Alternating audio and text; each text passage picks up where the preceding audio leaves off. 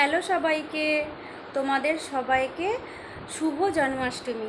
আজকে তো জন্মাষ্টমী, তো আমাদের ঘরে গোপাল নেই, মানে আসনে গোপাল পাতা নেই, কিন্তু এমনি যে ঠাকুর আছে রাধাকৃষ্ণ, লোকনাথ বাবা, যে সমস্ত ঠাকুর থাকে সেইগুলো আমাদের আছে। তো আজকে জন্মাষ্টমীর দিনে আমাদের বাড়িতে ভোগ লাগানো হয় ঠাকুরকে, যেমন জন্মাষ্টমী হয় সেরকমই মালপোয়া, লুচি, যা যা কিছু হয়, নারকেল নাড়ু, সুজি, তালের বড়া, এই সমস্ত কিছু দিয়েই ঠাকুরকে দেওয়া হয়।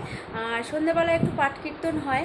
তো আমি নিচে মালপোয়া, সুজি আর তালের বড়া ভেজে আসলাম। এখন ভাবলাম তোমাদের সঙ্গে একটু শেয়ার করব, কথা বলা যাক, তাই জন্য কথা বলতে আসলাম। তো চলো দেখে নাও একটু, আর সন্ধ্যাবেলায় একটু পাঠ কীর্তনও তোমাদের দেখাবো, চলো দেখে নাও।